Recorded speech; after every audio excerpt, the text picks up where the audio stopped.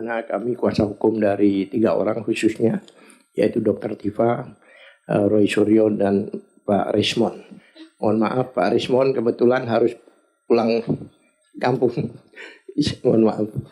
Ya, sebelumnya Pak Nasir perlu saya informasikan, sebelum kami kirim surat ke fraksi ya, ke Partai Keadilan, kami sudah mengirim surat ke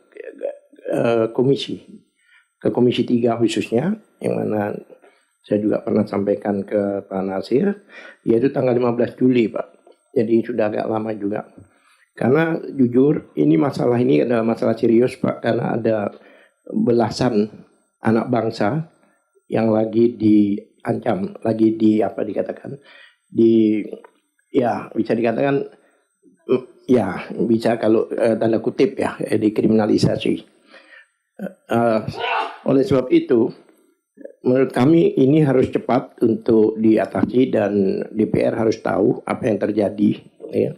Hanya bukan dari medsos, tapi kita buat secara resmi apa yang terjadi. Dan pada waktu kita minta gelar perkara, itu khusus ya, gelar perkara khusus, itu ketuanya sendiri, ketua dari pimpinan dari gelar perkara itu mengatakan bahwa isu ini sudah menjadi isu nasional.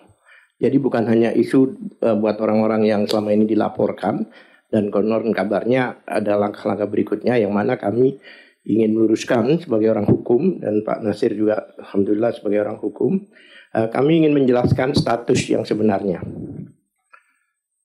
Ya, status yang sebenarnya. Perlu saya sedikit mungkin saya citir surat kami akan sampaikan apa sebenarnya isi surat kami itu, kemudian perbuatan melawan hukum apa yang dilakukan sebenarnya oleh mereka yang dituduhkan pada klien-klien kami ini. One thing ya, mungkin kita harus menyamakan persepsi sebelumnya, bahwa sebenarnya kalau kita merujuk ke Undang-Undang Dasar pasal 28F, khususnya di sini kan jelas ya berbunyi setiap orang berhak untuk berkomunikasi dan memperoleh informasi untuk mengembangkan pribadi dan lingkungan sosial, serta berhak untuk mencari, memperoleh, memiliki, menyimpan, mengolah dan informasi yang menggunakan segala jenis saluran tersedia. Sebenarnya untuk mendapatkan informasi dari pejabat publik ya, itu adalah hak warga negara sesuai pasal 28F tersebut. Kemudian dalam aplikasinya itu dituangkan di Undang-Undang nomor 14 tahun 2008, kita semua tahu ya, KIP, Undang-Undang Keterbukaan Informasi Publik, yang mana jelas mengatakan bahwa di dalam pasal 1 butir 3, yang dimaksud badan publik adalah lembaga eksekutif, legislatif, yudikatif, dan lain yang fungsi dan tugas pokoknya berkaitan dengan penyelenggaraan negara, ya, yang sebagian atau seluruh dananya bersumber dari anggaran pendapatan dan belanja negara. Jadi selama lembaga itu, institusi itu mendapatkan dari APBN, maka itu adalah lembaga publik. Itu sudah sepakat sesuai dengan undang-undang. Kemudian saya rujuk lagi ke pasal 2 di undang-undang itu sendiri, menyatakan bahwa semua informasi publik bersifat terbuka dan dapat diakses oleh setiap pengguna informasi publik. Itu jelas. Dan dalam Undang-Undang nomor 14 tahun 2008 itu juga pasal 4 ayat 1 menyatakan setiap orang berhak memperoleh informasi publik sesuai dengan ketentuan undang-undang ini. Pasal 4 ayat 2, setiap orang berhak melihat dan mengetahui informasi publik, yang butir A-nya. Butir B-nya, setiap orang berhak menghadiri pertemuan publik yang terbuka untuk umum dan memperoleh informasi publik. Yang kita tahu bahwa masalah kita ini adalah masalah ijazah, yang mana ijazah itu adalah salah satu persyaratan yang digunakan untuk pada waktu mengajukan sebagai baik itu wali kota, gubernur maupun presiden. Oleh sebab itu, selama dokumen itu digunakan, maka dokumen itu adalah dokumen publik, jadi bukan pribadi lagi, yang mana bisa diakses oleh semua orang. Ya. Kemudian KPU kemarin mengeluarkan satu putusan keputusan yang membuat kami kaget ya. Kok tiba-tiba, biasanya KPU kalau mengeluarkan keputusan itu kan kalau menjelang pemilu. Ini pemilu masih lama sudah ngeluarin keputusan. What's wrong? Ada apa ini? Gitu loh. Oleh sebab itu kami juga protes dan banyak kalangan juga protes. Yang menarik, KPU itu merujuk ke pasal 17. Pasal 17 itu memang ada huruf H dan sebagainya, itu memang untuk masalah pendidikan ya, ada sistem pendidikan atau jenjang pendidikan dan sebagainya, itu memang itu dikatakan tertutup, itu diatur di Undang-Undang 14. Tapi kalau kita merujuk ke pasal 18 ayat 2 A dan B, ya kan, itu jelas dikatakan bahwa bisa dibuka pengecualiannya ya, pengecualian bisa terbuka jika dapat izin dari pemiliknya. Yang A itu biasanya untuk orang awam. Yang B ya selama informasi itu digunakan sebagai catatan sebagai pejabat publik, itu harus dibuka. Jadi undang-undang. Makanya di manalah kesalahan klien-klien kami ini? Kami bingung juga. Mereka melaksanakan konstitusi, melaksanakan undang-undang dan sebagainya. Tapi faktanya ya mereka dilaporkan dan diproses. Ini yang saya nggak habis pikir gitu loh. Bolehlah dilaporkan, tapi diproses. Bahkan sudah dari selama ini penyelidikan, sekarang sudah penyidikan. Nah, menurut Perkap maupun undang-undang yang kita tahu, namanya penyelidikan itu adalah untuk menemukan tindak pidananya, baru ditingkatkan menjadi penyidikan. Kami bertanya pada penyidik, bahkan Kanit, apa tindak pidana yang dilakukan oleh mereka ini? Mereka nggak jawab. Saya bingung juga kemana kami lari ya, ke DPR. Makanya kami harap adanya audiensi di komisi ya, kita mau rapat ya kita itu yang kita ajukan itu supaya semuanya paham permasalahan itu yang lah. Yang menariknya kalau kita perinci satu sama lain, kemarin tuh banyak kejutan-kejutan yang memang mengejutkan. Sejarahnya ya, mungkin Bang Nasir, maaf saya sebut lagi, Pak pimpinan di sini ya, Pak, mungkin memahami ya seperti apa yang kita pahami. Sebenarnya ini ada satu peristiwa, kenapa kok tiba-tiba teman-teman ini concern masalah ijazah itu, yaitu peristiwa sidang Bambang Tri dan Gus Nur. Bambang Tri itu dakwaannya adalah kebohongan yang menimbulkan keonaran. Nah kalau kebohongan berarti jaksa harus membuktikan bohong yang mana. Ijazahnya itu yang ditunjukkan, ini loh bohong karena ijazahnya ini, faktanya tidak ditunjukkan. Bahkan konon kabarnya menggunakan fotokopi. Selama saya jadi lawyer tidak bisa, apalagi pidana menyangkut nasib orang, ya kan, pembuktian dengan fotokopi itu tidak ada Pak. Perdata pun itu hakim meminta. Memang ada namanya leges. Leges itu kan kita ke mana kantor pos dapat leges, itu bukan selesai sampai di situ. Tetap aslinya harus dibuktikan. Nah, yang terakhir waktu itu adalah TPUA. Saya dengar, TPUA adalah lawyernya. Akibatnya mereka mencari di mana sih ijazah ini. Datanglah mereka ke Jogja, ke UGM dan sebagainya bersama beliau-beliau ini. Mempertanyakan langsung ke UGM, yang mana UGM sebagai lembaga publik seharusnya memahami undang-undang ini, seharusnya memahami konstitusi. Orang bertanya, bayangkan aja ijazah selembar kertas. Jika orang menjadi pejabat publik, hartanya, rekeningnya semua harus dideklar, apalagi ijazah, kan begitu. Jadi ini perlu dipanggil juga ini ya, UGM ini untuk dipertanggungjawabkan di DPR ini apa demikian gitu loh, melanggar undang-undang, melanggar konstitusi dan sebagainya. Ya, mereka datang ke sana. Pada waktu mereka datang ke sana, beliau-beliau ini sebagai saksi. Walaupun kapasitas beliau sebagai peneliti ya, sebagai peneliti. Tapi pada saat di UGM mempertanyakan, itu sebagai saksi. Kenapa saya tekankan itu? Karena saya merujuk ke undang-undang perlindungan saksi dan korban. Itu jelas pasal 10 menyatakan di sini, ya kan? Nah, sebelumnya begitu karena tanya ke UGM nggak diberi informasi, ke Jokowi sendiri nggak, terpaksalah mereka melaporkan. Lah, melaporkan ini dengan saya rujuk ke pasal 10 pasal 10 undang-undang keterbukaan, bahwa jika ada laporan, baik itu pelapor maupun saksi-saksi, tidak boleh dilaporkan balik. Pasal 2-nya tidak boleh dilaporkan balik.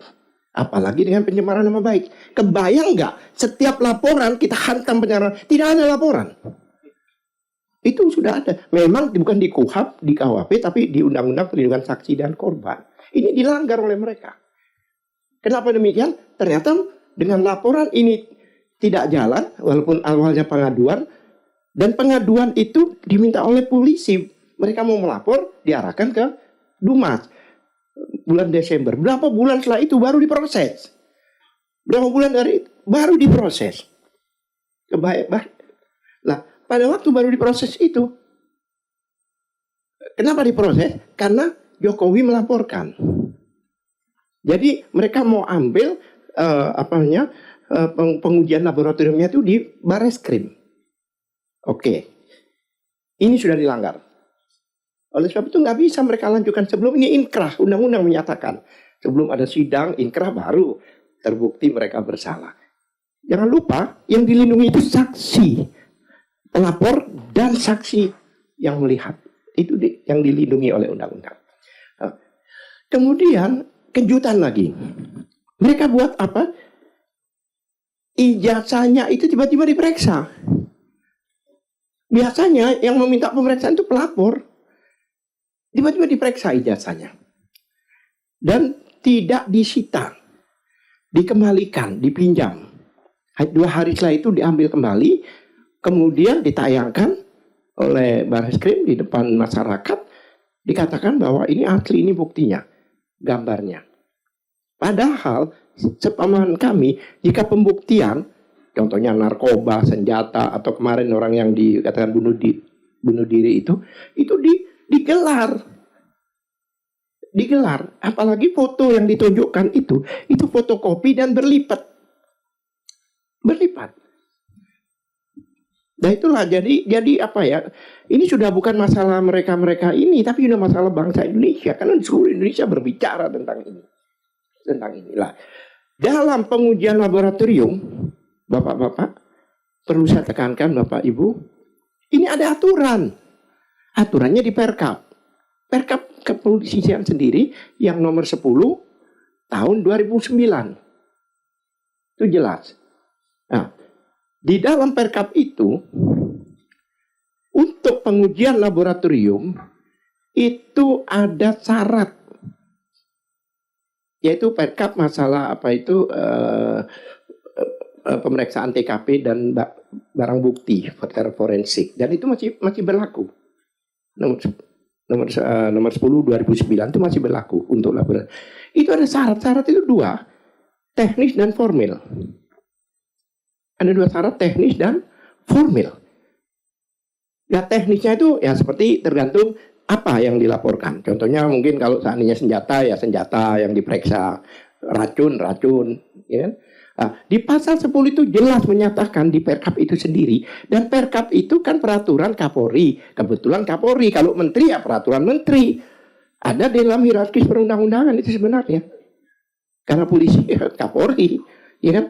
Nah, di situ pasal 10 jelas menyatakan di pasal itu. 1, bahwa syarat yang maksud syarat formil yang harus ditunjukkan itu sebelum di laboratorium itu ada beberapa. Bahkan dalam mengajukan ke laboratorium itu harus dilengkapi syarat itu. Di Perkap itu sendiri menyatakan demikian. Jika tidak lengkap maka dikembalikan. Diberi waktu 14 hari. Dan jika tidak lengkap dikembalikan lagi 2 kali. Setelah itu masih tidak lengkap, tidak diperiksa. Ini tiba-tiba diperiksa. Jelas. Pasal 80 itu persyaratan yang jelas di sini saya bacakan di Perkap itu sendiri, karena kebetulan masalah dokumen itu adanya di pasal 80. Pasal 10 itu syarat formilnya, dan di sini 1 syaratnya ya pasal 80 di itu 1, permintaan tertulis dari kepala kesatuan kewilayahan atau kepala instansi yang mengajukan permintaan pemeriksaan. Itu bisa dari penyidik, bisa dari bea cukai, bisa dari apa itu namanya kejaksaan, ya kan? Yang kedua, laporan polisi. Nah, ini menarik. Pada waktu itu belum ada laporan polisi, masih Dumas. Penyelidikan aja itu nggak boleh diperiksa. Tidak ada, belum ada laporan polisi kok sudah ada pemeriksaan. Ini kan setiap warga negara kan secara hukum kan harus diperlakukan sama. Tadi apa? Berdiri sama tinggi, duduk sama rendah katanya Pak Ketua tadi itu. Ya kan? Harus sama. Nah, yang kedua lagi, BAP saksi dan tersangka. Tersangka loh. Kalau BAP tersangka itu biasanya terakhir. Itu harus dilampirkan di dalam pemeriksaan laboratorium. Dan dikatakan wajib, bukan sunnah. Wajib. Yang ngomong apa? Perkap itu sendiri. Yang berikutnya lagi, BAP penyitaan. BAP penyitaan itu, tidak ada penyitaan di penyelidikan itu tidak ada. Jelas di KUHP, pasal 1.16, itu jelas menyatakan, kalau saya bacakan lagi di sini, penyitaan ialah serangkaian tindakan penyidikan. Bukan Dumas, bukan penyelidikan. Penyidikan mengambil alih dan atau menyimpan di bawah penguasaannya benda bergerak, berwujud atau tidak berwujud untuk kepentingan pembuktian dalam penyidikan, penuntutan, dan peradilan. Dan untuk kepentingan penyidikan, penuntutan, dan peradilan. Ini aneh banget gitu loh.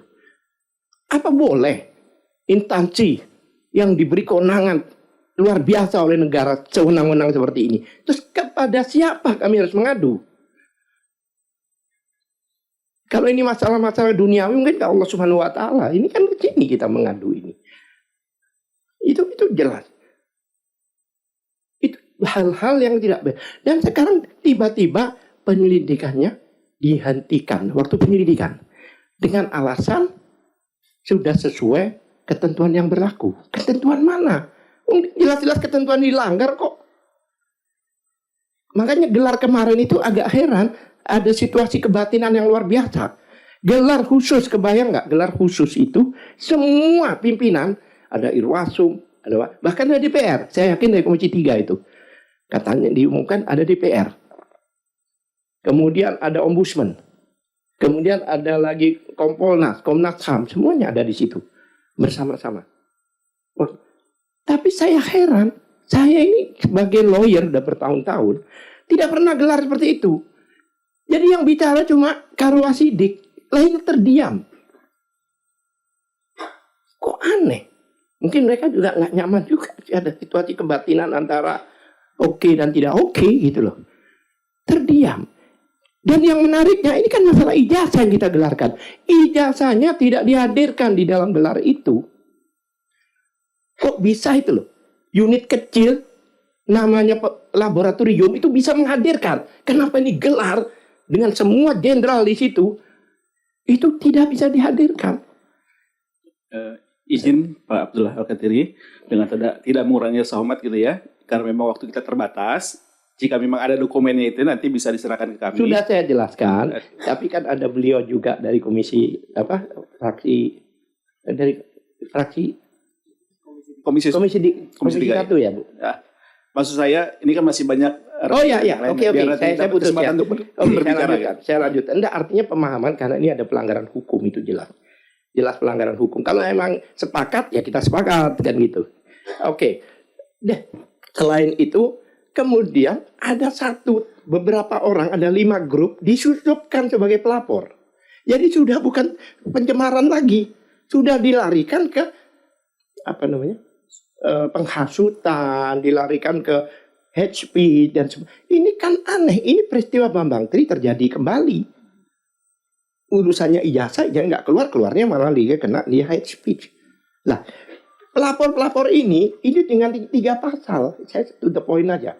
Pasal 160 yaitu KUHP itu satu-satu aja dulu. 160 KUHP Itu jelas 160 itu sejak 2009 itu sudah dijadikan delik formil.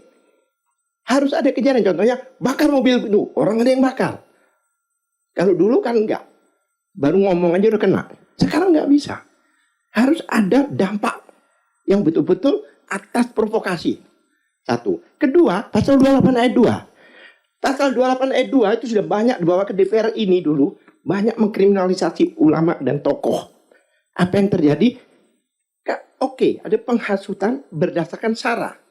Dulu. Tapi sekarang antar golongan udah nggak ada lagi. SAR sekarang ini. Lah, apa saja? Udah dijelaskan. Agama, suku, warna kulit. Tidak ada ijazah. Kenapa diterima oleh kepolisian? Terus pasal yang terakhir, 28 ayat 3 ini terakhir, itu jelas mengakomodir Undang-Undang nomor 146. Yang kebohongan itu tidak diakomodir di Undang-Undang nomor 124, masalah IT itu. Apa pernyataan di situ? Ya itu tadi, kebohongan yang menunjukkan kerusuhan dan sebagainya. Di dalam keterangan surat penjelasan di Undang-Undang itu sendiri, yang dimaksud kerusuhan, keonaran, itu fisik. Keonaran, kerusuhan itu fisik. Kemudian itu pun juga sudah diputuskan di MK kalau nggak 115 itu, bahwa itu adalah fisik. Nah ini kan nggak ada. Mereka datang baik-baik ke Jogja bertanya, mereka datang ke Jokowi dengan ketok pintu, nggak ada orang sudah rame-rame di situ.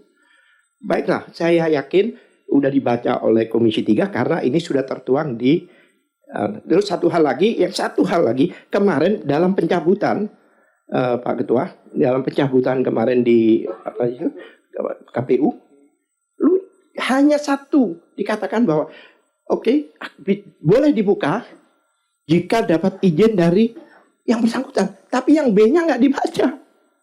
Kalau dibuka jika dia sebagai pejabat publik digunakan untuk menjadi persyaratan publik, itu nggak dibaca. Terus kami setelah itu kami dapat surat dari KPU daerah, karena kami memang mengajukan ke KPU daerah DKI. Kami dapat surat. Bapak tahu rujukannya? Rujukannya ini kami dikatakan bahwa ini tertutup lagi, kembali lagi tertutup. Rujukannya ini semua konsideran, semua rujukan yang ada dibatalkan itu dimasukin lagi di sini. Emangnya mereka saja yang sarjana hukum? Kami minta pertanggungjawaban ini. Oke, terima kasih. Mungkin lanjutkan yang lain. Baik, terima kasih kepada yang kami hormati Bapak Abdullah Al-Katiri. Demi efisiensi waktu, kami berikan kesempatan dulu pada pihak tim hukum pembela penegak keadilan. Silakan, Dr. Roy Suryo. Baik, Assalamualaikum warahmatullahi wabarakatuh. Yang kami hormati dan sahabat-sahabat saya, ya, alhamdulillah diterima di ruang sangat terhormat, di ruang fraksi Partai Keadilan Sejahtera. Ada Pak Nasir Jamil yang dari Komisi 3 dan Bapak yang lain dari komisi yang lain dan sekretariat, dan juga dari tim hukum. Untuk lebih menjelaskan supaya tidak saya akan jelaskan singkat supaya tidak terjadi kesemrautan, karena sebenarnya ada dua peristiwa hukum di sini. Yang pertama adalah memang yang dipermasalahkan sudah lama, publik Indonesia itu mempertanyakan tentang ijazah Presiden ke-7 Republik Indonesia atau Jokowi, dan itu sudah dipermasalahkan dulu sebenarnya semenjak zaman beliau masih menjabat, ya, baik melalui tadi yang disebutkan Bambang Tri, Dr. Tifa, saya dulu juga sudah menulis analisis, tapi landai-landai saja. Menjadi kemudian memuncak, Bapak semua, Pak Nasir, ketika tim pembela ulama dan aktivis TPUA itu melakukan pelaporan tentang ijazah itu, yang disebut ijazah palsu itu, ke Bareskrim. Jadi ini peristiwa hukum yang pertama, Badan Reserse Kriminal Mabes Polri.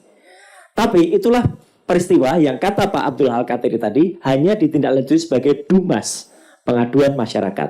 Tidak pernah naik ke, jangankan penyidikan, penyelidikan saja tidak.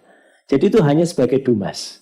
Nah, mendadak dengan pelaporan itu, ya, tanggal 30 April, jadi itu Desember 2024, itu dilaporkan oleh TPUA. Kebetulan bahwa semua di dalam laporan TPUA itu mengangkat 3 ahli yang diangkat di situ. Saya, Roy Suryo, Dr. Rismon Hasiulan Sianipar, dan Dr. Tifa kami dianggap menjadi ahli di situ.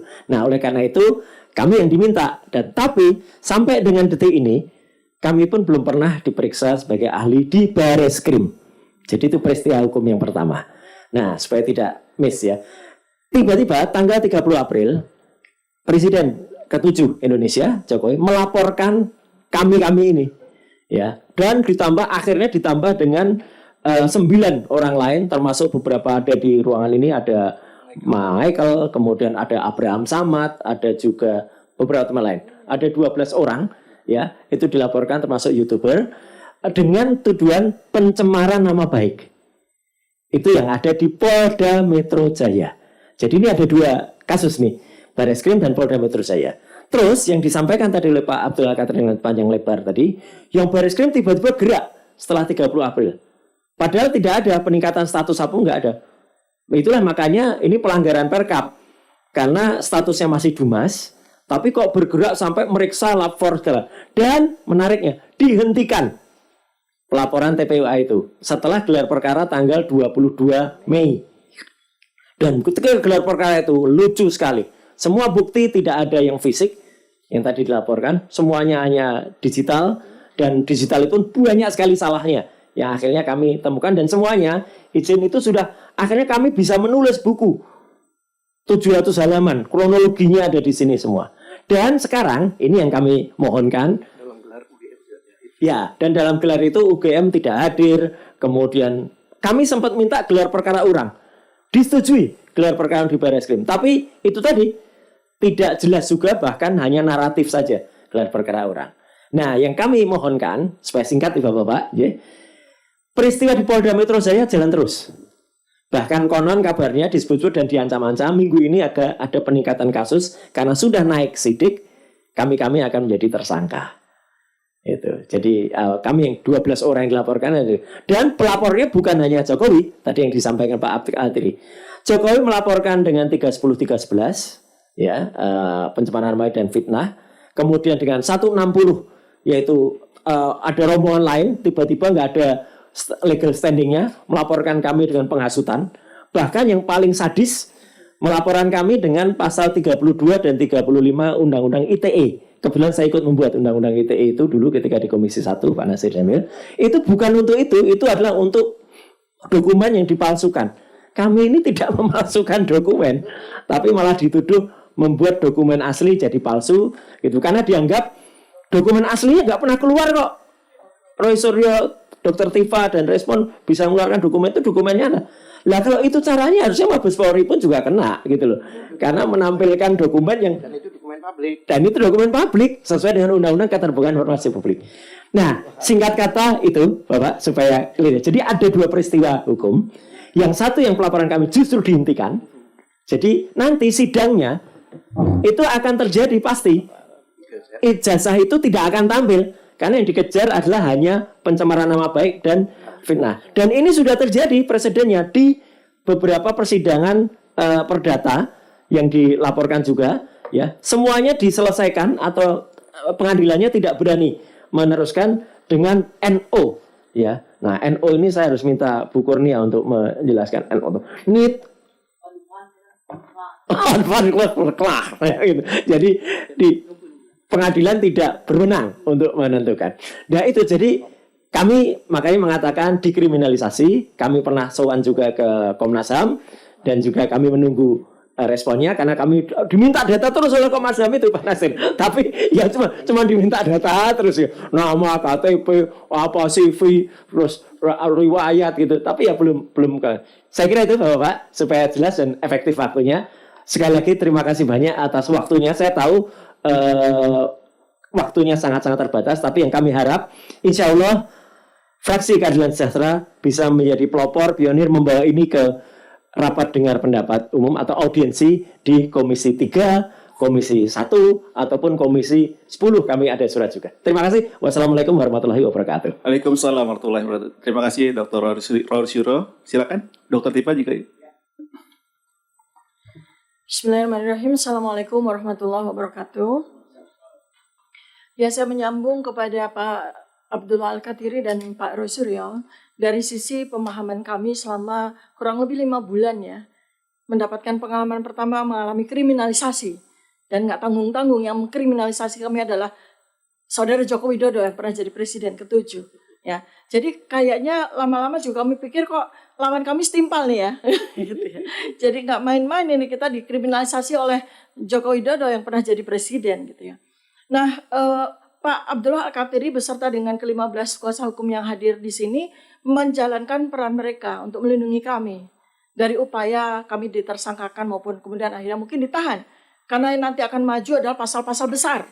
6 tahun, 8 tahun, 12 tahun. Ya, itu yang sedang kami hadapi saat ini. Tapi bagi kami bertiga terserah. Ya, makanya terserah. Kami mau diapakan terserah. Kalau memang hukum masih jalan di negara ini, ya terserah. Itu adalah sebuah resiko menjadi warga negara Indonesia. Ya, tetapi di sini kami sudah berkali-kali dalam kurang lebih 2 bulan ini, Pak Ketua ya, kami sudah bersurat kepada Komisi 3, kami sudah bersurat kepada Komisi 10, kami sudah bersurat kepada Komisi 1, kami sudah bersurat kepada fraksi-fraksi. Alhamdulillah hari ini nih baru nih kami diterima, surat kami dijawab dengan audiensi ini ya. Perlu kami sampaikan Bapak dan Ibu-Ibu. Mereka menjalankan tugasnya untuk melindungi kami dari kriminalisasi, dari pasal-pasal tersebut. Kami tetap menjalankan fungsi kami sebagai warga negara yang punya legal standing-nya jelas, punya hak konstitusional yang jelas pada pasal 28F Undang-Undang Dasar 1945. Dan lebih dari itu Bapak dan Ibu, kami adalah peneliti, kami akademisi. Itu punya kewajiban dari Allah Subhanahu wa taala untuk memberikan kejelasan atas pertanyaan-pertanyaan yang sangat-sangat krusial bagi keberlangsungan bangsa dan negara ini. Oleh karena itu kami akan terus jalankan apa yang memang menjadi tugas kami. Jadi setelah penelitian itu sudah kami lakukan, artinya ketika kami terlibat di dalam peristiwa tanggal 15 April 2025 ketika kami bertemu dengan Sivitas Akademika UGM, itu adalah kerangka kami melakukan penelitian. Tetapi karena hal itulah kami kemudian dikriminalisasi dengan pasal-pasal yang berat itu. Tetapi kami tidak peduli dengan itu. Kami terus jalankan tugas kami untuk meneliti dan alhamdulillah penelitian ini sudah kami bukukan. Dan insya Allah nanti kami akan aturkan sebagai bahan bacaan bagi fraksi Keadilan Sejahtera. Jadi intinya adalah ini bukan persoalan pribadi. Tapi Pak Joko Widodo membawanya kepada persoalan pribadi. Dengan kata-kata beliau ketika melaporkan kami, saya sudah dihina-hinakan, sudah direndah-rendahkan seperti itu. Sedangkan kami tidak melakukan sebuah penyerangan pribadi.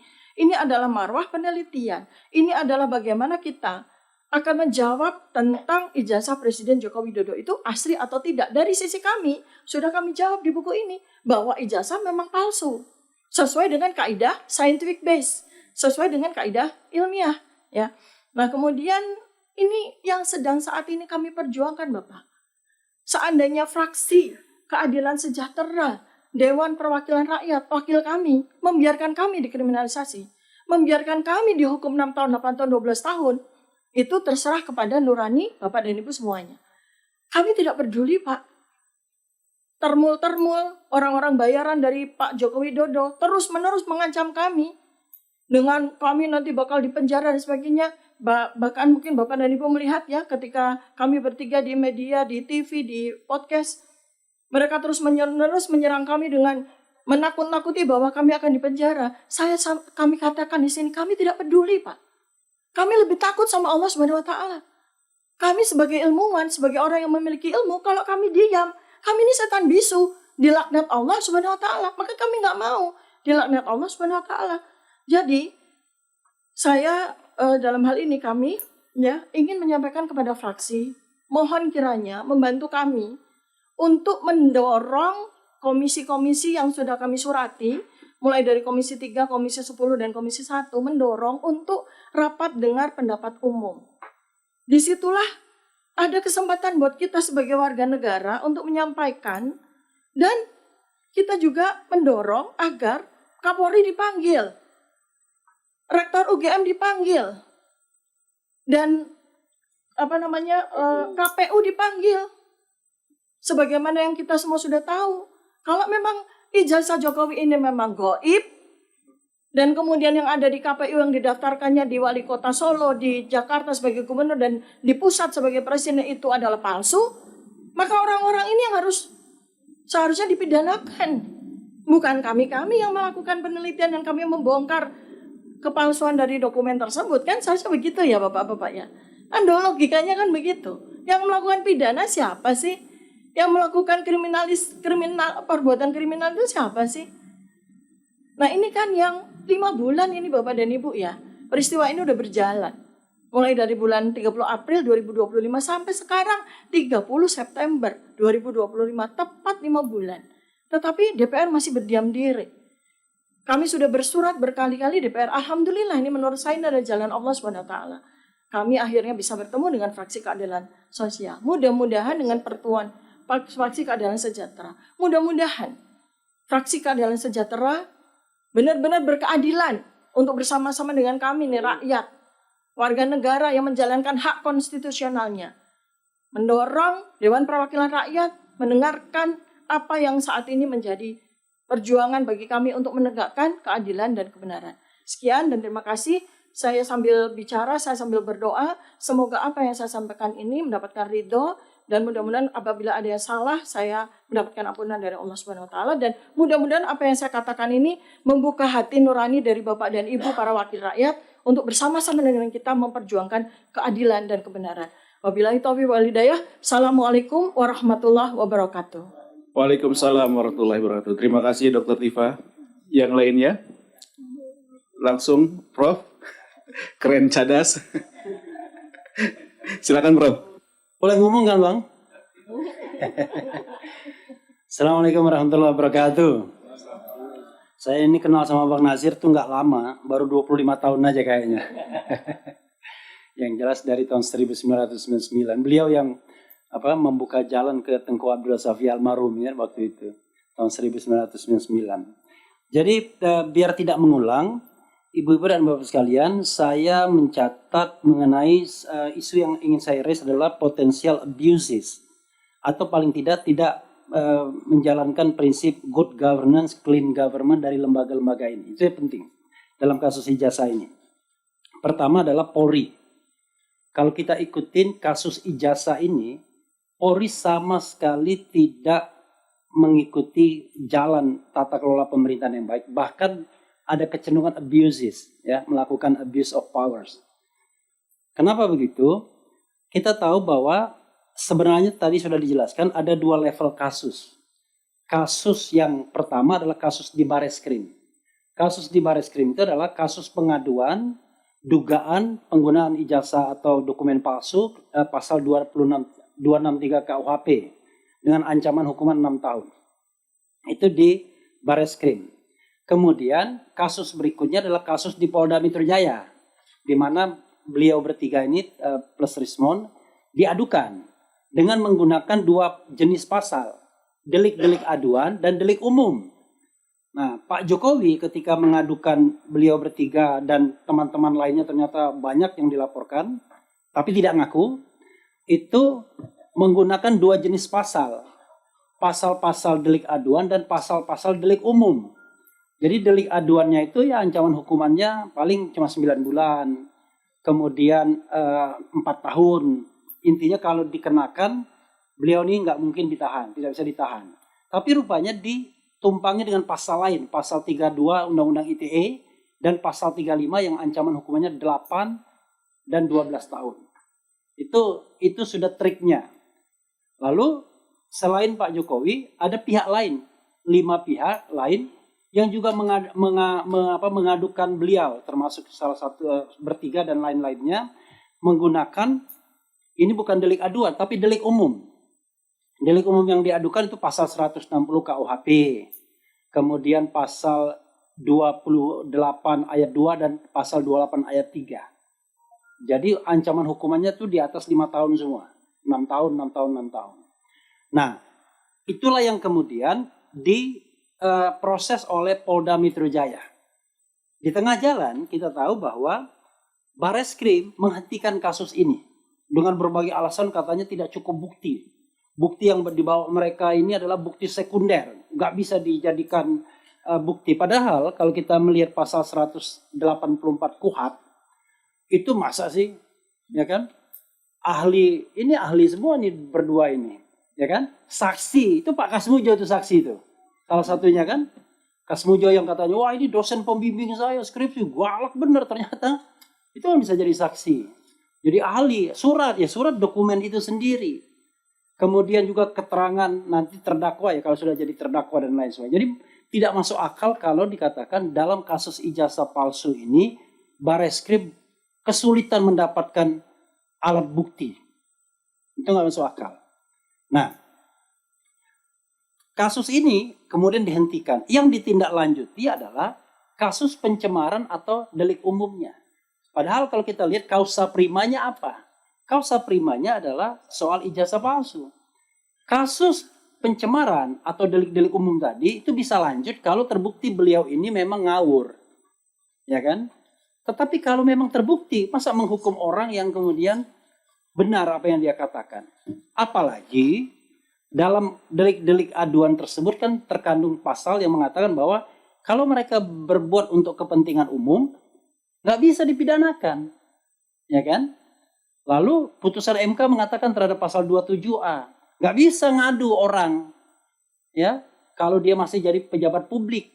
Pak Jokowi kan masih menjadi pejabat publik. Jadi dia bukan warga negara biasa, masih dia dewan pengawas Danantara, ya kan? Jadi dia masih punya kapasitas jabatan publik. Lalu yang mereka persoalkan itu adalah sebuah informasi yang patut diketahui oleh rakyat Indonesia sebagai the right to know. Pasal 28F Undang-Undang Dasar 45. Kita berhak kok untuk tahu apakah ijazahnya itu asli atau tidak. Dan itu bukan lagi informasi yang dikecualikan untuk bisa dirahasiakan. Karena pengecualian itu sudah dikecualikan kalau itu terkait dengan jabatan publik. Selesai kan? Itu di Undang-Undang Keterbukaan Informasi Publik.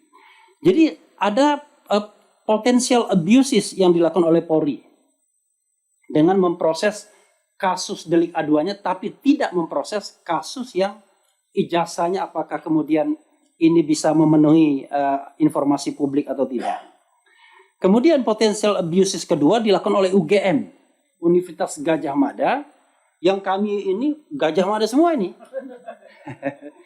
Dites bisa, salah satunya dengan himne Gajah Mada, ya kan? Nah. Abusesnya adalah paling tidak, mungkin tidak abuses, tapi dia tidak melaksanakan tata kelola pemerintahan yang baik, GGCG, Good Governance and Clean Government. Kenapa? Karena UGM tidak bersikap transparan soal ijazah ini. Dan belakangan baru kemudian dia spill secara sengaja atau tidak sengaja atau sudah terpojok. Ternyata Pak Jokowi itu sarjana muda katanya. Itu pun kita tidak tahu apakah dia berijazah atau tidak. Padahal sebelumnya nggak pernah ada kata-kata sarjana muda. Jadi harusnya UGM bersikap transparan. Nggak bisa saya mengatakan saya Ova Emilia, rektor UGM meyakini. Nggak bisa meyakini, ya kan? This is proof-nya, ya kan? Nggak bisa meyakini. Oke. Potensial abuses ketiga atau tidak melaksanakan kewajibannya pengadilan-pengadilan negeri. Walaupun saya tahu ini ada yang namanya Division of Labor, ada Trias Politika, tapi tidak ada salahnya juga untuk bahan diskusi kita. Bagaimana mungkin kalau warga negara pengen tahu ya melalui jalan hukum apakah ijazah Pak Jokowi ini asli atau palsu? Karena terkait dengan kepentingan. Ada kepentingan langsung beliau bertiga misalnya dan lain-lainnya. Ada kepentingan rakyat Indonesia yang berhak tahu dong. Tetapi apa yang terjadi pada PN Solo, PN Sleman, dan PN Jakarta Pusat, mereka mengatakan tak berwenang. Bayangkan, memang ada self restriction ya kan di dalam hukum. Tapi ini kan kebangetan. Yang berwenang katanya petun. Nanti ke petun 90 hari cuma, bro. Kan kira-kira begitu. Selesai, nggak bisa. Katanya nanti ke KIP, Komisi Informasi Publik. Alhamdulillah, kalau KIP menjelaskan, nanti ke PN lagi, balik lagi kan ke pengadilan negeri lagi kalau dia tidak mau spill ijazah itu. Padahal kalau kita bicara mengenai kewajiban kewarganegaraan, ya apalagi mantan presiden, itu nggak perlu harus dipaksa pengadilan, ya kan? Kita kan bicara tentang masyarakat yang terbuka, open society, yang demokratis. Jadi ada kesimpang siuran tersebut, harus ada transparansi. Nah, saya juga misalnya nuntut nanti, DPR desak itu untuk transparansi ijazah atau riwayat pendidikan Gibran misalnya. Kan udah jelas tuh. Hal yang terlihat, kata orang Jawa tuh cetowelo-welo nggak karu-karuannya kan. Oke. Lalu abuses berikutnya dilakukan atau paling tidak melaksanakan kewajiban good governance adalah KPU, Komisi Pemilihan Umum. Ada kecenderungan KPU itu mau melindungi data-data yang merupakan data publik sesungguhnya. Jadi ada 16 item yang mau mereka kecualikan. Padahal Undang-Undang Keterbukaan Informasi Publik pasal 17 dan 18 jelas mengatakan yang namanya dokumen pendidikan kalau itu terkait dengan jabatan publik itu bukan lagi dirahasiakan, bukan lagi sesuatu yang rahasia. Lihat pasal 18 ayat 2 Undang-Undang Nomor 14 2008. Dan KPU tidak bersikap terbuka atau transparan juga dalam hal ini. Cuma saya tidak tahu bagaimana upaya beliau ini meminta informasi dari KPU karena itu informasi publik. Karena delaying time. Jadi di delay itu. Minta waktu ya, perpanjangan waktu. Seperti permainan sepak bola jadinya. Padahal harusnya kan kewajiban. Itu kewajiban undang-undangnya. Makanya DPR bikin KIP. Kemudian Kompolnas juga melakukan abuses atau setidak-tidaknya dia tidak melakukan kewajibannya untuk mengawasi Kepolisian Republik Indonesia. Bahkan kecenderungan Kompolnas dalam setiap penampilan publiknya adalah membela. Bahkan seperti menjadi jubir dari kepolisian. Ya kita tahulah riwayat kasus Sambo dan lain sebagainya. Tapi ya nggak boleh begitu karena Kompolnas dihadirkan sebagai komisi kepolisian untuk mengawasi kepolisian. Mumpung sekarang ini ada bicara reformasi Polri ya. Kemudian Komnas HAM tidak mengerjakan kewajibannya. Jangan-jangan dia nggak paham bahwa ini adalah melanggar hak asasi manusia. Yaitu yang paling hakikat dalam sebuah negara demokrasi adalah hak menyampaikan pendapat baik secara lisan maupun tulisan. Itulah yang namanya mahkota dari hak asasi manusia. Karena kalau tidak ada kebebasan untuk menyampaikan pendapat baik secara lisan dan tulisan, nggak ada kita bisa mengklaim sebagai negara demokrasi atau demokrasi konstitusional. Nah, Komnas HAM tidak bersikap melindungi itu, tidak bersikap to protect, ya kan? To fulfill. Jadi dia tidak bersikap. Yang terjadi adalah dia seperti birokrasi biasa yang tidak aktif untuk mempromosikan perlindungan terhadap hak asasi manusia, termasuk pasal mengenai kebebasan berserikat dan berkumpul mengeluarkan pendapat baik secara lisan maupun tulisan. Kemudian potensial abuses lainnya dilakukan oleh Dewan Perwakilan Daerah. Memang dia wakil daerah, tapi sama juga kan wakil rakyat juga, elected official, dipilih juga. Tetapi DPD tidak bersikap proaktif juga. Dan kita sudah mengajukan ke DPD juga ya? Sudah? Belum ya? Nah, nanti kita sudah. Kalaupun belum sebenarnya dia harus proaktif karena itu sudah menjadi wilayah sebuah perdebatan nasional yang sebenarnya tidak produktif, ya kan? Di sana munculkan tukang debat yang ngawur, ya kan? Yang penting bagaimana membuat Dr. Tifa menangis, kira-kira begitu ya. Mas Suryo saling ejek-ejek dan lain sebagainya. Nah, the last but not least, DPR. Ini mohon maaf nih Bang Nazir Jamil. DPR tidak menjalankan fungsinya. Terutama fungsi pengawasan oversight. Ya kan? Udah di depan mata pelanggaran abuses oleh Polri, Mabes Polri, oleh Polda Metro Jaya. Kemudian lembaga-lembaga yang diperintahkan untuk melindungi hak asasi manusia ini juga tidak bergerak aktif untuk melindungi. Dan dalam kasus sebelumnya kita tahu kan ada kasus KM50, kasus Sambo dan lain sebagainya yang juga bahkan mereka menjadi part dari skenario tersebut. Jadi harusnya DPR jangan setelah 4 bulan, 5 bulan. Harusnya kan, nah, alhamdulillah. Ternyata yang baru menerima adalah bukan DPR, fraksi. Ya lumayan lah ya. Fraksi nomor 6 terbesar. Nomor 6 terbesar Bang ya? Hah? Nomor 6 terbesar. Ya, nomor 7-nya PAN, nomor 8-nya Demokrat. Nah, gitu. Ya. Oh, Demokrat kursinya paling kecil. Sama seru. Karena itu menurut saya ujung-ujungnya jangan sampai kemudian tidak ada pemenuhan hak asasi manusia untuk mengetahui. Kalau kita sepakat dengan konstitusi pasal 28F tersebut kan, itu adalah hak untuk mengetahui, hak untuk mencari, mengolah, menyampaikan, menyimpan informasi.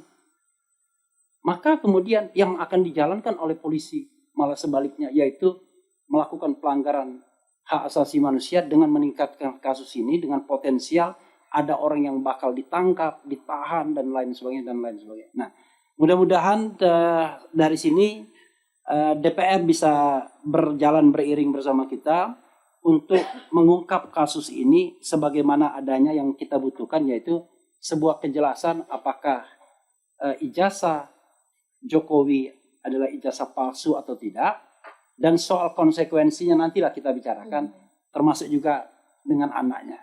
Wassalamualaikum warahmatullahi wabarakatuh. Baik, terima kasih Prof. Refdi Harun.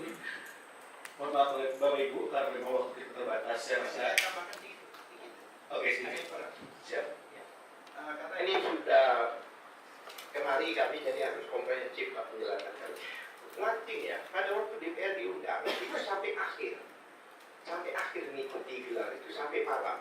Kami hanya setengah hari itu pihak UGM tidak dihadirkan Pak. Tapi begitu setelah itu dihadirkan. Ini teman-teman yang dikirim oleh DPR waktu itu Pak ya. Bahkan di akhir gelar menyatakan bahwa penyidikan dihentikan. Saya tanya, Ombudsman, kalian terlibat ya menghentikan? Pak, kami nggak tahu. Kami tanya ke Komnas HAM, terlibat ya? Karena pada waktu itu ikut sampai akhir. Kalau akhir gelar, berarti pihak-pihak terkait yang diundang itu ikut memutuskan kan begitu. Termasuk DPR. Ya itu yang perlu kami tanyakan di UGM. Jadi kami tahunya dari medsos satu. Yang kedua lagi, pasal 31 di ayat 3 menyatakan bahwa demi kepentingan umum tidak dapat dipidana. Itu penting ditekankan yang dilaporkan Jokowi itu. Ya kan? Kemudian pasal campuran ini di SPDP-nya itu dicampur jadi satu, Bang. Jadi pencemaran nama baik dicampur sama ini, campur. Jadi peristiwanya beda. Ada satu peristiwa pencurian di sana pemerkosaan jadikan satu. Nah, ini nanti diseleksi di kopi kayak arisan yang keluar yang mana? Ya, pasti yang bukti ijazah tidak akan keluar. Perkara lain. Ya itu, kami khawatir seperti itu. Terima kasih. Baik, terima kasih. Selanjutnya mungkin langsung saja bisa ditang. Oke, silakan Bu. Bismillahirrahmanirrahim. Assalamualaikum warahmatullahi wabarakatuh. Bapak Nasir selaku legislator kami yang saya hormati, dan tentu saja Partai Keadilan Sejahtera yang pada faktanya sampai dengan hari ini masih merupakan tempat kami menumpuk asa begitu ya. Saya kebetulan Kurnia, seorang pengacara, tapi juga di masa lalu atau masa sampai dengan sekarang masih berjuang di jalanan Pak untuk mendapatkan hak-hak rakyat begitu ya. Saya tidak ingin membuat menjadi bertumpuk-tumpuk ini karena penjelasan dari Ibu Tifa, Bang Roy Suryo, dan tentu saja Bang Al-Katiri itu sudah sangat lengkap. Saya hanya ingin menyampaikan ini karena saya adalah pelaku sejarah. Jadi artinya adalah orang yang ikut serta dalam peristiwa tersebut begitu. Kami memang adalah tim advokasi pembela penegak kebenaran dan keadilan. Di dalamnya itu yang kami advokasi adalah Dr. Roy Suryo, Rismon Hasiholan Sianipar, dan Ibu Tifauzia Tiasuma. Tetapi istimewanya Pak, di lain sisi saya pribadi adalah juga terlapor. Jadi saya adalah Kurnia Pak, orang yang menghadap Joko Widodo bersama dua terlapor lainnya, yaitu Rizal Fadilah dan juga Damai Harilubis yang juga adalah seorang pengacara TPUA kami ini. Jadi Bapak, apa yang disampaikan dan dijelaskan oleh Bang Al-Katiri, Ibu Tifa, dan Bang Roy tadi, tentu dalam hal bertiga ini sudah masuk dalam tahap mereka telah membuat buku Jokowi White Paper ya, Jokowi's White Paper, di mana itu adalah pengkajian tentang telematika, kemudian digital forensik dan neuropolitik ya, di dalamnya tentang keabsahan ijazah dan perilaku daripada penguasa. Sudah sampai di sana. Tentu nanti fakta di Indonesia inilah yang akan menunjukkan apakah buku sehebat ini ada guna dan fungsinya di mata aparat. begitu. Nah, tapi yang ingin saya sampaikan ini Pak, apa yang saya alami langsung, ini untuk membuat semakin kuat para legislator itu kemana arah perjuangan Anda terhadap kami. Mohon maaf saya katakan, hampir 10 tahun dalam pemerintahan Bapak Joko Widodo ini, kami ini adalah oposisi yang selalu menjadi korban. Kalau kita berjuang di jalanan, kita tidak mendapatkan hak kita karena dia terus berlari, tidak pernah bisa kita dekati untuk menyatakan keinginan kita. Lalu ketika kita masuk ke jalur hukum, bukan kita mendapatkan keadilan, justru kita lah yang diadili begitu. Perlu Bapak ketahui bahwa perkara ijazah palsu ini adalah sudah jilid 3 ini Pak. Yang pertama perkara nomor 592 di PN Jakarta Pusat. Dan itu kami cabut karena kami cabut ya dikarenakan klien kami dalam hal ini adalah Bambang Tri dan Gus Nur itu ditangkap. Sehingga berubah menjadi perkara pidana. Sudah pernah kami sampaikan. Dan Bapak bayangkan tanpa menghadirkan ijazah asli dengan 30 saksi atau 35 saksi menurut Gus Nur yang sudah menyatakan tidak pernah melihat aslinya, hanya legalisir, orang ini bisa dihukum Pak. Ya selama 6 tahun. Yang dari maksimal tuntutan jaksa 10 tahun. Setelah banding dan kasasi, inkrah menjadi hanya 4 tahun. Nah itu pun berubah pasalnya Pak. Dari pasal hoax menjadi kebencian. Artinya hakim ini mungkin bingung sendiri untuk menghukum orang ini. Karena kalau dikatakan hoax, itu berarti kan bohong. Dan ternyata tidak bohong begitu Pak. Nah, kami melihat sulitnya menjadi keadilan, maka kami adukan ke Dumas. Seperti yang sudah disampaikan tadi, tidak diapa-apakan Pak. Kami harapannya bukan Dumas, melapor Pak. Ini tentang 263, ya kan? Pemalsuan dokumen autentik dalam hal ini dan 264 begitu. Tetapi diarahkan ke Dumas. Kami paham itu. Beberapa bulan tidak dilakukan apa-apa. Sampai suatu ketika kami berpikir bagaimana kalau saat ini kami mendatangi langsung Bapak Joko Widodo, ya kan, untuk mendapatkan semacam kepastian lah. Bagaimanapun beliau ini seorang negarawan yang tentunya hatinya akan bersikap bijak kepada rakyat begitu. Surat kami diterima, kami menyangka bahwa kami akan diperlihatkan ijazah itu. Saya harus mengatakan secara jujur dan mungkin pertama kali secara belak-belakan saya katakan bahwa ternyata penerimaan surat tersebut terhadap kami bukan keinginan beliau untuk menampakkan ijazah tersebut atau bermediasi dengan kami, saling berdiskusi, bukan. Tetapi untuk menyatakan kepada kami bahwa saya akan menempuh jalur hukum dan tentu saja kalian akan dipolisikan, begitu kira-kira Pak.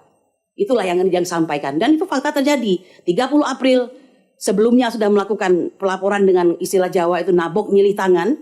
Karena ada 5 laporan sebelumnya melaporkan kami lewat organisasi masing-masing gitu ya. Katanya sih organisasi Pradi Bersatu ya. Saya nggak tahu ada apa tidak itu organisasi. Nah, tapi nyatanya orang per orang yang melaporkan dengan penghasutan. Sudah dijelaskan oleh Pak Al-Katiri tadi untuk penghasutan itu harus memenuhi syarat-syarat tertentu. Nah, kemudian barulah tanggal 30 Joko Widodo melaporkan kami. Yang di kemudian hari sampai hari ini tidak diakui bahwa dia melaporkan kami. Hanya peristiwanya katanya. Padahal ini jelas-jelas delik aduan. Tidak bisa polisi mewakili dia untuk melaporkan kami begitu. Yang jadi masalah Bapak. Kami ini, saya tepatnya di sini ya, karena yang lain ini tidak, nih saya kebetulan yang terlapor. Apa jaminan saya sebagai orang yang membela hak-hak rakyat dalam melaksanakan tugas? Padahal jelas-jelas kami dilindungi oleh undang-undang advokat. Kami dilindungi juga undang-undang PSK, bukan PSK yang itu ya Pak ya, perlindungan saksi dan korban. Jelas-jelas bahwa kami ini nggak boleh dilaporkan kembali. Dan kami ternyata dilaporkan kembali Bapak. Ya, di tengah keadaan banyak laporan-laporan yang jauh lebih penting tidak diantisipasi, tidak diperdulikan oleh Kepolisian Republik Indonesia yang katanya berdasarkan Undang-Undang Nomor 2 Tahun 2002 itu adalah menjaga ketertiban masyarakat, penegakan hukum, mengayomi, melindungi dan melayani. Bapak, bisa Anda bayangkan kami yang biasanya melayani untuk melindungi warga, melindungi siapapun yang membutuhkan bantuan kami, hari itu kami menjadi pesakitan. Saya ingin mengatakan Pak, jika tidak ada perlindungan dari DPR, insya Allah tidak akan ada lagi pengacara-pengacara yang berani untuk berjuang di garis terdepan. Bukan karena pengecut, karena adanya ketidakpastian, tapi adanya kriminalisasi. Dan kami mengatakan dengan sangat clear bahwa aparat pada hari ini selalu melindungi dan melayani kepentingan Joko Widodo yang pada faktanya memang masih sangat berkuasa. Kami tidak mempunyai kalimat yang lain. Yang kami katakan ini bukanlah suatu gibah, artinya menjelek-jelekkan keburukan seseorang, menjelek-jelekkan Joko Widodo, tidak. Yang kami lakukan inilah syahadah, yaitu kami bersaksi bahwa yang kami lakukan ini benar, sudah melalui proses hukum yang seharusnya dilayani dengan baik oleh negara ini, dan kami yaitu melakukan tatbik ad-daulah, yang menegakkan hukum negara. Kalau kami menegakkan hukum negara lalu kami dihukum, Saya kira ini benar yang dikatakan oleh Edward Snowden, when you exposing crime, then treat like a committing crime, you lead by criminal.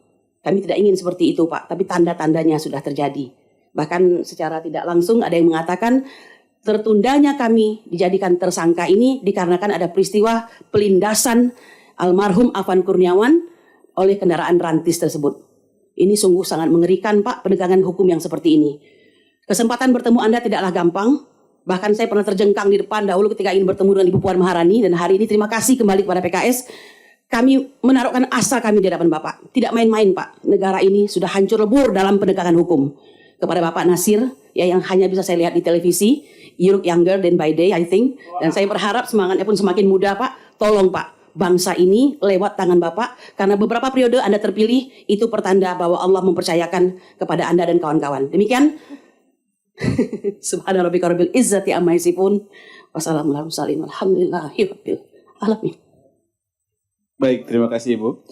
Baik, kesempatan berikutnya langsung saja saya berikan kepada yang terhormat Dr. Haji Muhammad Nasir Jamil, anggota Komisi 3. Dipersilakan. Baik, bismillahirrahmanirrahim. Assalamualaikum warahmatullahi wabarakatuh. Alhamdulillah, hari ini kita bisa bertemu dan kami menyambut tamu-tamu kami dengan ucapan terima kasih karena masih percaya bahwa kesempatan dan keadilan itu masih ada.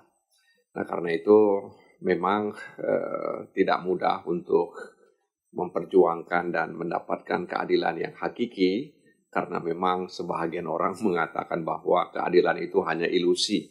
Oleh karena itu kita percaya bahwa Allah Subhanahu wa taala itu Maha Adil dan akan memperlihatkan ya keadilannya itu kepada orang-orang yang memperjuangkannya. Nah, karena itu terima kasih juga kepada semua yang hadir, terutama Ibu Ledia Hanifah yang hari ini diamanahkan sebagai sekretaris fraksi PKS dan juga diamanahkan sebagai anggota Komisi 10 di DPR RI ini. Dan juga para tenaga ahli fraksi DPR RI, fraksi PKS di DPR RI. Terima kasih Pak Abdullah Qadiri yang telah menyampaikan kronologinya dan juga Pak Suryo, Ibu Tifa, Pak Repli dan juga Ibu Kurnia Tri Royani ya dan juga para pengacara. Jadi ini kalau disingkat misalnya Resmond, kemudian Roy Suryo, kemudian Tifa, itu kan R2T ya. R2T. Kalau itu memang RRT gitu ya. R2T melawan Jokowi.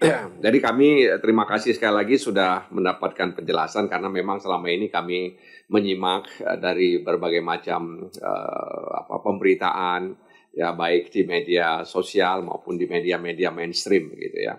Dan memang banyak juga beberapa orang bertanya kenapa berani kali mereka itu. Kira-kira begitu ya. Mereka ada. Sehingga kadang-kadang ada juga yang bertanya kepada saya pribadi siapa di belakang mereka. Nah, kira-kira begitu. Ya, siapa di belakang mereka itu. Ya, kenapa begini, kenapa begitu dan sebagainya. Tapi dari cerita yang disampaikan tadi maka kami sudah mulai memahami berawal dari laporan tim pembela ulama dan aktivis, lalu kemudian mendatangkan tim ahli, lalu tim ahli bergerak ya untuk menguji itu semua dan kemudian justru ada laporan di Polda Metro ya terkait dengan gerak-geri yang dilakukan oleh ahli-ahli ini ya untuk menguji dan membuktikan laporan tersebut. Ya, tapi sayangnya di Barreskrim itu kemudian dihentikan setelah gelar perkara dan lain sebagainya. Justru di Polda Metro ya sudah ada terlapor termasuk Ibu Kurnia juga dilaporkan ya. Nah, dan ada dugaan kriminalisasi terkait dengan apa yang terjadi di Polda Metro, bahkan ada isu sudah ditingkatkan ke penyidikan dan kemudian pasti ada tersangka dan lain sebagainya. Kenapa kita masih percaya meskipun dalam kenyataannya tidak seperti yang kita harapkan begitu ya. Memang harus kita akui bahwa ini situasi yang terjadi hari ini. Sebenarnya barangkali Pak Refli itu tahu bahwa Undang-Undang Nomor 2 Tahun 2002 tentang kepolisian itu kan menjadikan polisi itu sebagai democratic policing, ya, jadi pemolisian yang demokratis gitu ya. Dan karena dia menjalankan fungsi ini, pemolisian yang demokratis, maka mereka harus menghormati ya hak-hak sipil, tunduk pada prinsip-prinsip demokrasi, kemudian melaksanakan good governance dan pemolisian yang modern. Nah, ini yang kita tagih sebenarnya. Jadi kenapa kita tetap menginginkan mereka hadir, karena memang itu yang harus kita tagih pada mereka. Jadi tentu saja tadi sudah disinggung juga soal good governance, ya. Nah, oleh karena itu sekali lagi kami menerima, dan tentu saja di DPR ini kan kolektif kolegial, ya. Kolektif kolegial, jadi tidak bisa juga sendiri. Ya bisa saja kita sampaikan, ya, tapi harus ada dukungan dari kekuatan-kekuatan politik lainnya, sehingga kemudian apa yang kita harapkan itu bisa terwujud. Ya, jadi dalam kesempatan ini fraksi PKS, saya yang ada di Komisi 3 menerima dan kemudian sudah mendengar ya secara utuh. Meskipun tidak panjang, tapi saya sudah bisa menangkap ya substansi yang disampaikan tadi. Intinya bagaimana kemudian ada semacam perlindungan, bukan berarti karena takut ya, tapi adanya ketidakpastian dan ketidakadilan ya dalam kasus ini. Ya, jadi ini mirip Prof. Yusril juga ketika dia bicara soal anak-anak yang ditahan itu, aktivis-aktivis yang ditahan itu. Dia bilang ya kenapa harus takut, ya aktivis itu harus menghadapi kenyataan, kira-kira begitu. Padahal yang dikhawatirkan oleh aktivis itu adalah ketidakpastian dan ketidakadilan, itu aja sebenarnya. Ya, jadi kalau mereka menjalani hukum karena keadilan, tentu mereka selalu siap. Ya, problemnya kan mereka menghadapi penegakan hukum yang ada ketidakadilan di dalamnya, sehingga mereka harus melawannya, begitu ya kan, itu perintah agama juga, ya kan, untuk melawan ketidakadilan. Jadi sekali lagi saya pribadi sebagai anggota Komisi 3 yang hari ini menerima Bapak Ibu sekalian sudah mencatat, dan mudah-mudahan Bapak Ibu sekalian juga bisa diterima oleh fraksi-fraksi lainnya, dan tentu saja nanti kita akan sampaikan kepada institusi yang berwenang dalam hal ini kepolisian. Kalau di Komisi 3 ya terkait dengan soal ada dugaan ya kriminalisasi ya atau kemudian ketidakpastian dalam soal ini ya, sehingga kemudian apa yang kita harapkan itu bisa terwujud gitu ya. Jadi memang ini bermula dari ijazahnya Jokowi Presiden ke-7 kita, dan saya lihat memang dalam catatan tahun 2022 itu Bambang Tri ya, dan kemudian berlanjut sekarang. Nah, jadi ini kan fraksi ke-6 kata Pak Refli tadi ya, kekuatan ke-6 atau nomor urut 6 di DPR RI ya. Jadi sementara Bambang Tri itu 2002. Ya, kalau 2002 tambah 6 2008, jangan-jangan 2008 terungkap semua, 2028 terungkap semua. Dan setahun itu kemudian setelah itu kemudian ada pemilu. Jangan-jangan seperti itu kalau kita mau pakai utak di angka ya. Jadi 2022 ya Bambang Tri ya mengalami hal seperti itu. Lalu ada Bapak Ibu datang kemari, ini adalah fraksi yang ke-6 di DPR RI. Kalau kita tambah 2022 tambah 6 itu 2028 ya, jangan-jangan 2028 nanti kemudian ya bisa terungkap, dan itu tidak lama lagi sebenarnya ya, 2028 lagi nggak lama itu dan tetap saja ya, karena memang yang dilawan kan tadi kata Bapak Ibu sekalian, yang dihadapi adalah orang yang masih punya berkuasa. Tadi kan itu dikatakan tadi Bu Kurnia ya, ternyata Pak Jokowi masih berkuasa ya, masih berkuasa. Nah, apakah kekuasaannya itu bertahan 2028 ya, seperti yang saya coba utak-atik tadi ya, apa atau sebelumnya. Tapi yang pasti bahwa kita tidak masuk ke wilayah itu hanya sekedar candaan saja ya. Tapi yang ingin kami sampaikan bahwa apa yang diperjuangkan oleh Bapak Ibu sekalian, kami akan sangat prihatin dan juga akan berusaha untuk membantu sesuai dengan tugas, fungsi, dan kewenangan yang dimiliki oleh DPR. Barangkali demikian sambutan saya, dan tentu Ibu Lydia tadi karena disebut-sebut juga Komisi 10 ya, minta ada RDPU di Komisi 1, di Komisi 3, Komisi 10 karena terkait dengan perguruan tinggi ya, dan UGM akhirnya sudah agak menurun dalam arti sudah menyebutkan itu sarjana muda. Saya juga mengikuti itu ya di media. Ya saya juga bertanya-tanya dulu sarjana kehutanan, sekarang sudah sarjana muda gitu ya. Jadi saya juga bingung-bingung gitu. Jadi memang ini asik juga sebenarnya ya. Ini asik walaupun kalau kata almarhum Bang Sultan Batugana itu ngeri-ngeri sedap juga ya. Demikian, terima kasih. Wassalamualaikum warahmatullahi wabarakatuh. Waalaikumsalam. Beliau dipersilakan. Bismillahirrahmanirrahim. Assalamualaikum warahmatullahi wabarakatuh. Minta maaf ini sedang serak. Yang sama-sama kita hormati para tamu, narasumber, Pak Abdul Al-Katiri, Mas Roy Suryo, Mbak Dr. Tifa, Bang Refli Harun, Bu Kurnia, dan juga bapak-bapak yang lain yang telah hadir, para pengacara yang juga sama-sama kita hormati, Pak Nasir Jamil. Alhamdulillah, terima kasih atas kehadiran Bapak Ibu ke fraksi PKS DPR RI, menyampaikan, mempercayakan kepada kami untuk menyampaikan aspirasi Bapak Ibu. Alhamdulillah di fraksi PKS setiap hari Selasa dan Jumat adalah hari aspirasi. Jadi selama ini kami memang menerima berbagai masukan, aspirasi dari berbagai masyarakat di hari-hari Selasa dan Jumat, insya Allah. Alhamdulillah hari Selasa ini mudah-mudahan juga menjadi sebagai bagian dari hari aspirasi yang selama ini juga diselenggarakan. Sudah lebih dari 10 tahun ya, lebih dari 10 tahun diselenggarakan, sehingga ada banyak hal yang juga kami upayakan.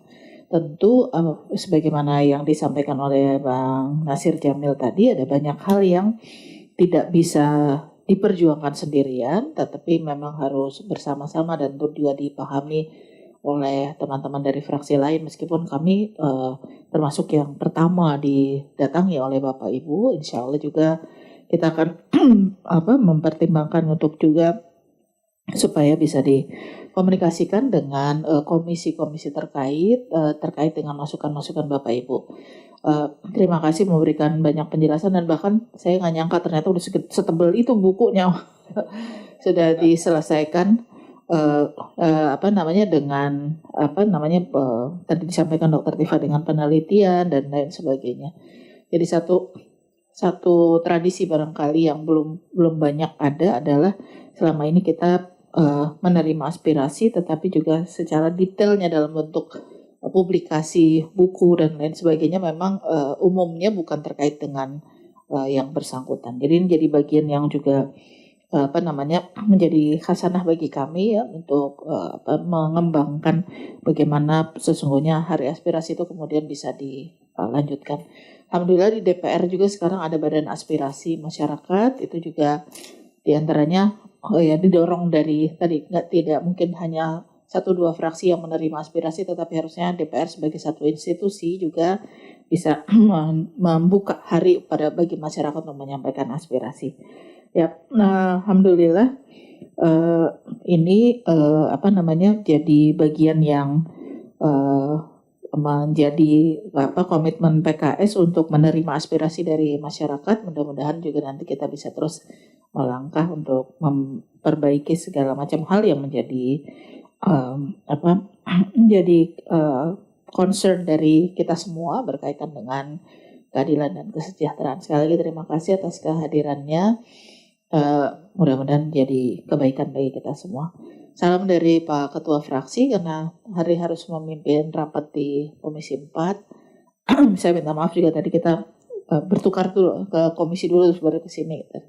Terima kasih. Terima kasih juga Bang Nasir yang telah memberikan banyak penjelasan terkait dengan ini. Terima kasih buat semuanya. Terima kasih. Assalamualaikum warahmatullahi wabarakatuh.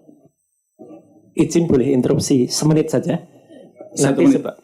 Nanti sebelum ditutup, izinkanlah kami atas nama tim memberikan buku ini kepada fraksi Keadilan Sejahtera, fraksi pertama yang alhamdulillah berkesempatan mendapatkan buku ini. Dan juga Bapak Ibu semuanya, nanti saya juga titipkan, ya meskipun tadi belum dibicarakan, ini bahan yang insya Allah, karena Ibu dari Komisi 10, insya Allah ini akan jadi buku juga. Judulnya nanti adalah Gibran Black Paper. Ini yang paling penting, Bu. Ada surat keterangan tentang penyetaraan Gibran yang fatal sekali. Karena apalagi kemarin kami ke Kementerian Pendidikan Dasar Menengah, itu dikatakan surat ini belum pernah ada dulu sejarah kayak gini. Harusnya surat keputusan kok surat keterangan, dan ini tidak dibuat berdasarkan dokumen, hanya berdasarkan 2 lembar raport. Harusnya kan ijazah. Tiba-tiba muncul surat keterangan ini. Dan ya kami tidak menolak. Barusan ada pemberitaan yang menandatangani surat keterangan ini ternyata terlibat juga dalam kasus Chromebook, Bu. Ya, Dr. Sutanto. Jadi izin nanti teknisnya silahkan Dr. Tifa yang mengatur ini. Ya. Baik, mungkin nanti kita tutup dulu baru kita ada. Betul. Maksud saya itu, Pak. Ya, baik, terima kasih Dr. Roy Suryo. Baik, Bapak Ibu yang dirahmati Allah, terima kasih sekali lagi atas kepercayaannya kepada fraksi PKS, dan seperti tadi ini disampaikan oleh Ibu Haja Ledia bahwasanya kita hadir hari ini di hari aspirasi, gitu ya. Dan kami dari bidang aspirasi mohon maaf jika dalam penyambutan maupun jalannya acara masih terdapat banyak kekurangan, kami mohon dimaafkan. Untuk itu mari sama-sama kita tutup pertemuan siang hari ini dengan sama-sama melafazkan hamdalah, alhamdulillahirabbil alamin. Kurang lebihnya mohon maaf. Assalamualaikum warahmatullahi wabarakatuh. Ini selanjutnya nih bahan untuk Komisi 10 nanti, Bu. Ini dimana pendidikannya Gibran yang acak-adut. Termasuk yang di Sekretariat Negara, ya, termasuk surat ini juga ada. Nanti kalau Ibu menyaksikan kami di TV, ini bahan-bahannya semuanya. Pak Nasir juga. Ya, itu bahan aja, Pak. Siap. Nanti dari tegaknya akhirnya diulangi lagi ini. Silakan gabung. Satu agak mundur boleh agak mundur. Oh iya, Teman-teman agak munduran. Aku agak mundur. Biar dapat semua, Mas. Oh, iya, kurang keren, kurang cerdas. Satu, dua. Semuanya kayak Refri Harun. Satu, dua, tiga. Rafael Jari. Satu, dua, tiga. Oh iya, oke, gerung. Harus R semua.